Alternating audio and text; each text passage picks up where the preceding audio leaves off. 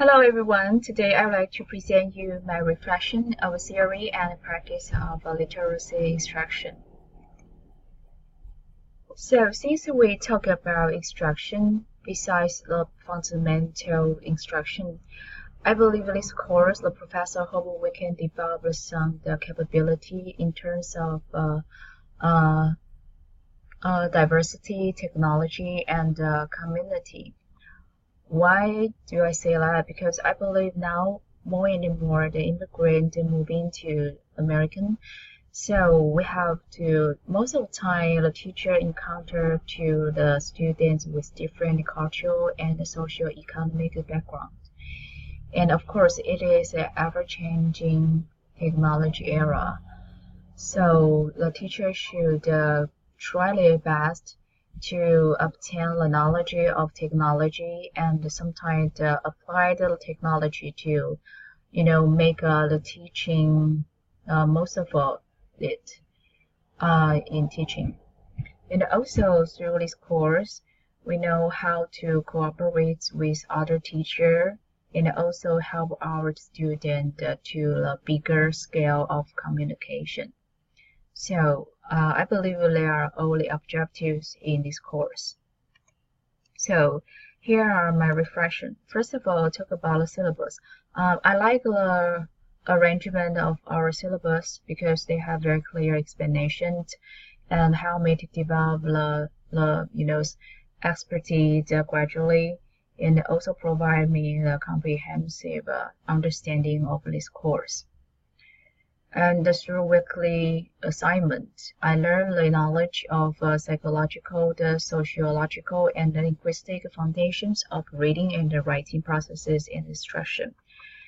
And also, I developed the knowledge of the major component of reading. For example, like phonemic and phonics awareness, sound and letter correspondence, comprehension, fluency, and even the background knowledge. Yeah, I never really think about that before, but after this course, I can understand that they are very important elements in students' reading and how to integrate all these elements in fluent reading. I believe they are all the teacher's priority. I also learned that using the various instructional practices, approaches, and methods, including technology-based practices for learners. Of course, in this course, almost every week we have to, apply the one new platform. Sometimes they are very, challenging. Sometimes they are really very helpful and intuitive. But I think if we can apply them well, we can not only just boost students' motivation, and we can also make the teaching more effectively and efficiently. So about the assignment, besides weekly assignments, in the end we have to do some assignment for the keystone assignment. They are running records and lessons, ELL, the reader case study, and semantic studies. I would say in Taiwan, when I implement all these assignments, it's quite, with a lot of difficulties and the challenges. But I still try to learn different, I try to use a different perspective to cooperate with my cooperating teacher. So I think that's wonderful, especially about the running records. I saw it before when I was in America in class when I do the field observation. It's really wonderful to know what's the meaning behind the assessment. And of course, we also learn some assessment strategy to help us to help me to understand where my future student are and which direction they should go.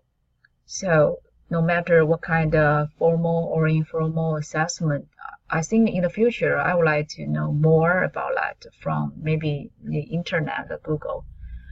And the reader case study, well, because in Taiwan, all students they are English language learner, and most English teacher they feel very stressful because they have to suffer lots of pressure from the school, the parents, and I know it's very difficult, but we are working on it.